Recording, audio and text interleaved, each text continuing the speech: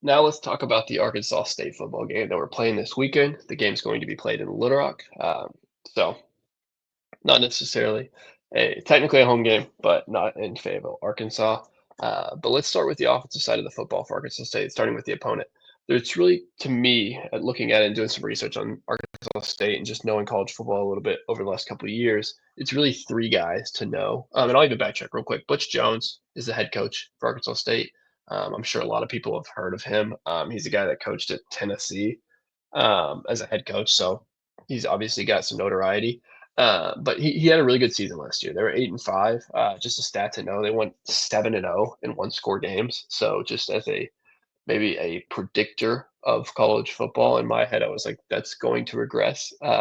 Credit Phil Steele on that stat, but yeah, 8-5 last year. They had a good season, but to get into what I was saying, it's really a three-headed monster to me on offense. It's quarterback Jalen Raynor, which I'm sure some college football fans are familiar with.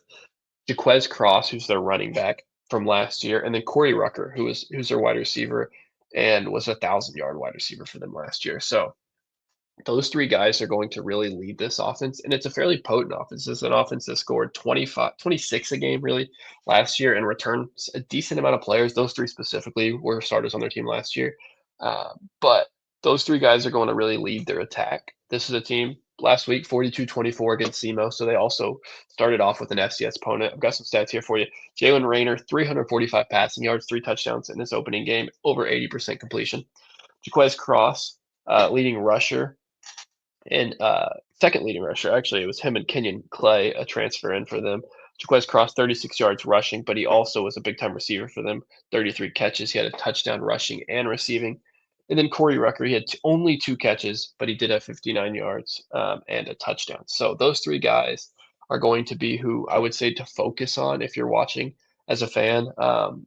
Those three dudes really are the players. Jalen Raynor was a phenomenal football player for them last year. A very athletic quarterback, can make plays with his legs. He's a very good scrambler as well. He's not necessarily going to have a ton of design runs. Only 4 carries last week against Southeastern Missouri State. He really is a very good passer. He's just a lighter player, and can really move. Is very shifty. So not honestly too much different than the guy we played this week. He's just a lot more talented. So those three guys look for as a on the our defensive side of the football for Arkansas State offensively. Just watch us match up against those three guys, and our goal is going to be really limit those three players.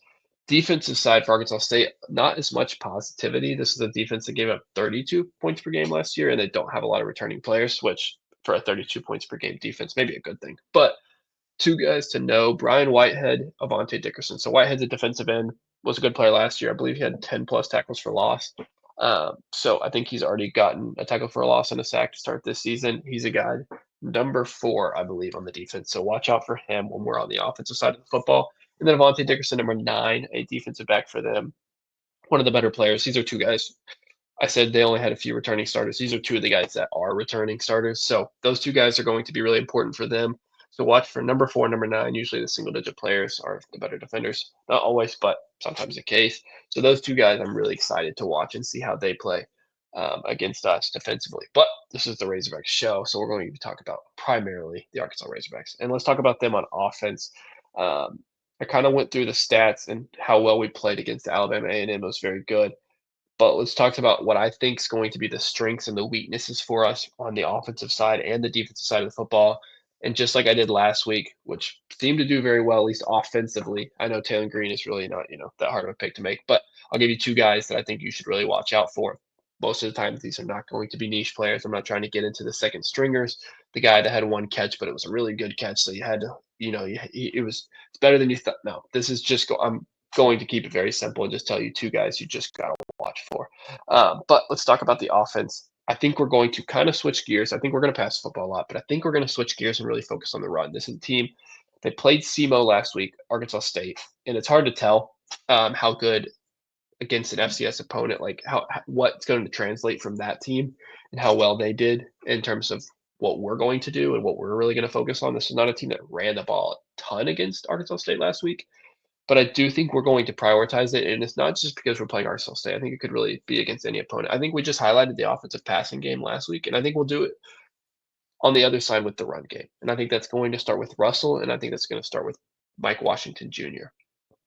And I think those two players are going to be really key for us. We're going to really try to emphasize them, and that's just to get them started and feeling really great going into this Ole Miss game in week 3. And I don't want this to be a look ahead game. I don't think anybody's going to treat it like it is. But the Ole Miss game, it really is looming next week, and we want to be prepared for that. And I think to best prepare for that and still keep the opponent ahead of us, like very real, and understand that they are the team that we're playing this week, I think we're going to very much prioritize the run game. And I think that could be a lot of play action pass where we're running the football and then we're using play action pass off of it. Could be a lot of RPO. I'm not necessarily sure how we're going to implement it, but I do think I will just say this. How many ever carries we had, and I'm going to try to pull it up while I'm talking to you. How many ever carries we had last week? I bet you we have more this week. So we had 38 carries last week and 36 passes. Of those 38 carries, 9 of them were Taylor Green and 2 of them were KJ Jackson. So 11. So 27 of them were running backs. We will have more carries next week, this upcoming week against Arkansas State than we did this past week. And I think we can have as many yards, if not more, on it. I think if we emphasize the running game, I think we can really be good at it this week. Like honestly, as simple as put. And I look to Mike Washington Jr. as one of those guys to really emphasize because I mean, he had a very efficient game, 8.8 yards per attempt. Braylon Russell only 3.7. Russell looks a little slower than I anticipated him to be, but he is also a big player, and he's a guy that 5 yards against Alabama A&M doesn't look pretty. It doesn't look fun. Mike Washington's hitting the bigger plays. Those 5, 6 yards against an LSU, against a Texas, against Texas A&M, those mean a lot more. So Russell, it's just in a game where you know you're going to blow the opponent out. Russell's not the sexy pick. He's not the guy that's going to have a really big game. He's a guy that he's going to have his biggest games, honestly, in the biggest moments. So I'm excited to see him play this week as well. Russell, Washington, look for both of those guys. Those aren't quite my picks for the guys to actually watch for, but those two in the running game are going to be big. And in the receiving room, I anticipate Pittman's still going to rotate a ton. Like I think he's still going to want to see. I think he's very confident in Omega Blake, and I think he's very confident in CJ Brown, and he should be in Jalen Brown as well. But I think he's going to rotate Jalen Brown and even CJ Brown a lot this game. I think we're going to see a lot of Raylan Sharp, a lot of Monte Harrison. We're going to need these guys late into the season. So to see them and just to get them to play a lot of reps against teams, I wouldn't say that you can afford to play them against because these are still quality opponents. But in spots where you expect to have bigger leads than you will and later in the season when you may not have a lead at all. So get them in when you can, and I think he's going to do that. But I think we're going to have a little more of a balanced attack, and you can argue that we did this week, throwing it and running it pretty equally. But yardage wise, they weren't anywhere near the same 200 versus 350. So, and 7 touchdowns versus 0 rushing touchdowns. So I see those balancing out. And so officially, my 2 guys to watch for going into this week on the offensive side of the football is quarterback Taylor Green again and running back Mike Washington Jr. So no surprise, the starting quarterback and the starting running back. But I really do think they're going to have big games. And I think these 2 players specifically, which obviously with the passing game, only one guy can throw the football. So, of course, I'm going to take Taylor Green on that. But Mike Washington Jr., I think he may not even get the bulk of the carries. I mean, he didn't in this week. Braylon Russell had 11 and Mike Washington Jr. had 9. But I do see him having a very productive game. I think he's just faster. I think he's more elusive. I think he hits the hole quicker. So I'm excited to see him up against this Arkansas State defense. Let's switch over to the defensive side of the ball. We'll talk a little bit about how well we played, but who to really look for this upcoming week and where we can really shine for against them. This is a team in Arkansas State that's going to pass the football more than they do run. They had 35 attempts last week. They had 32 passes. So honestly, a similar breakdown as we did. For them, though, Jalen Raynor had 4 of those, 31. Their 2 primary backs had 23 rushes. Um, so they kind of run a balanced attack, but 147 rushing yards, 345 passing yards. So that shows you kind of like us, they're going to operate similar to us. Their quarterback is their strength.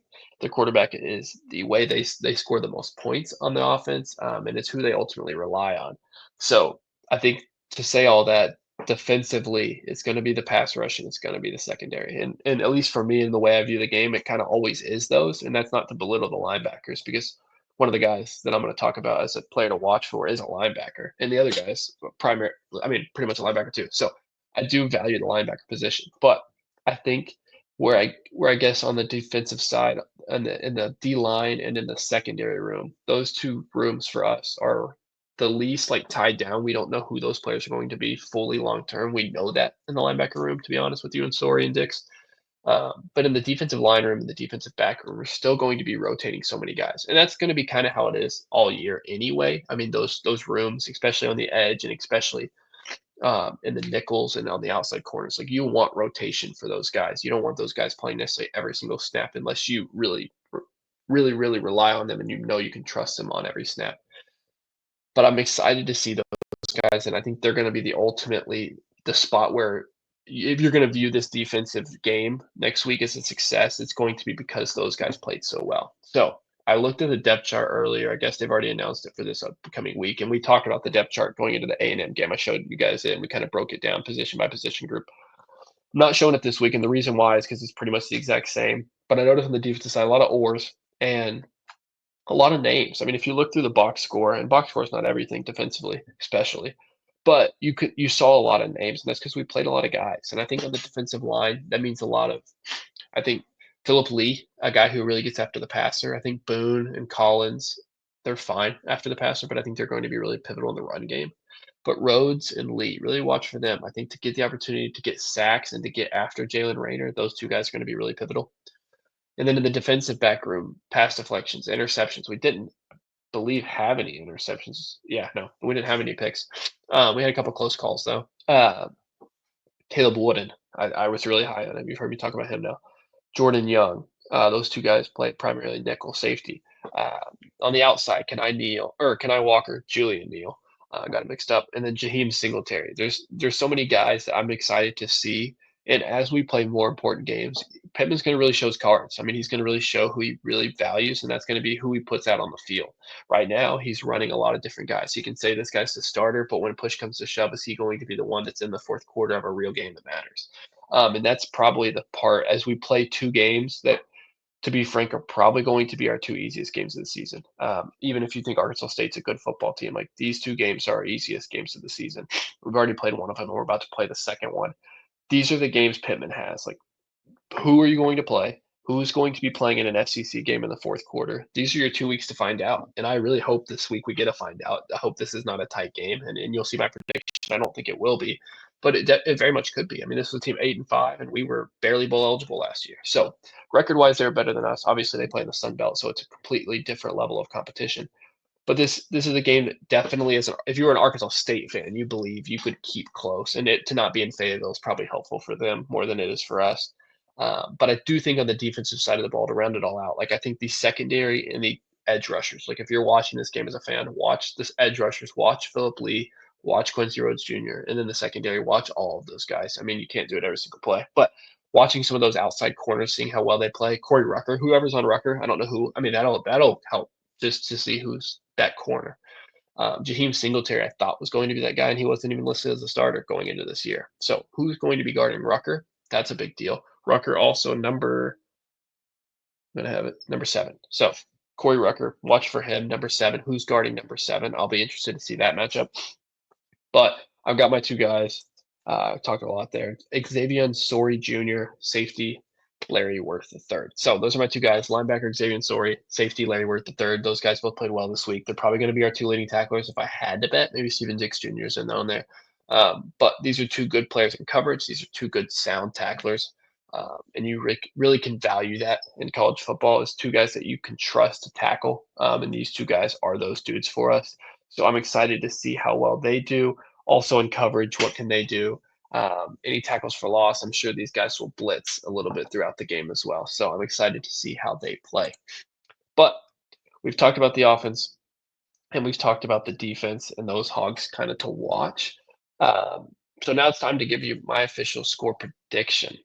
Now, Saturday, 4 o'clock in Little Rock, Arkansas State, they're 1-0. Arkansas, we're 1-0. My ultimate prediction is Arkansas 38-17. So I'll tell you why. That's for us 5 touchdowns and a field goal. For them, that's 2 touchdowns and a field goal. Arkansas State scored 42 last week against Southeast Missouri State.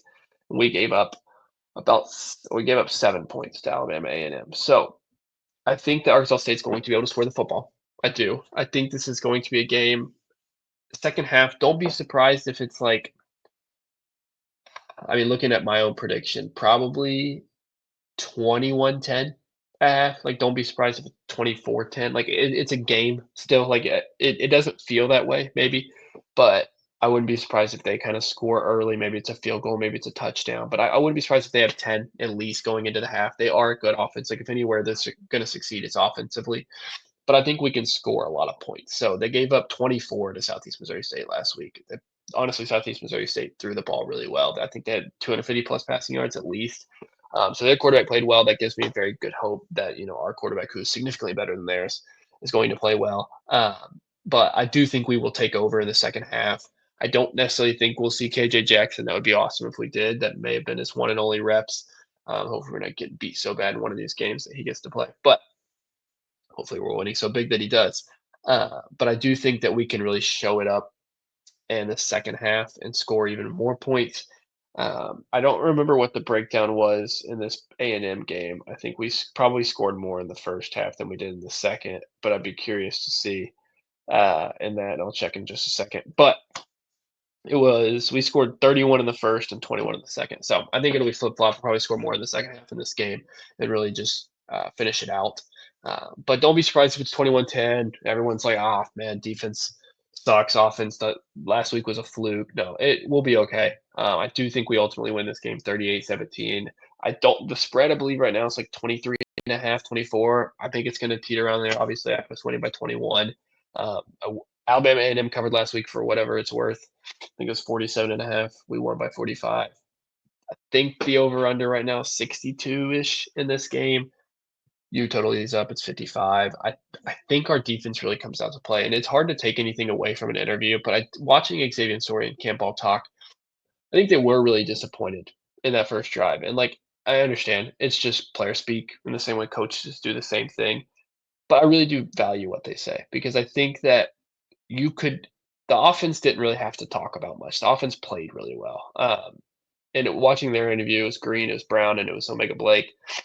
It was interesting to hear it, but it was all positive. And the defense, it wasn't. And I honestly think that you could, as a player, be like, we only gave up 7 points. Like 7 points is not that big of a deal. But for them to really take it to heart, and Pittman did the same thing, and be like, no, we shouldn't have even given up seven. That's awesome. I'm glad to hear that. I hope that ultimately ends up with something. But if we give up 17, like you shouldn't be that disappointed, in my opinion. I hope we give up less. But Jalen Raynor's a good quarterback. They have good receivers. Corey Rucker's legit like 1,000-yard receiver caliber player. I mean, he did it last year.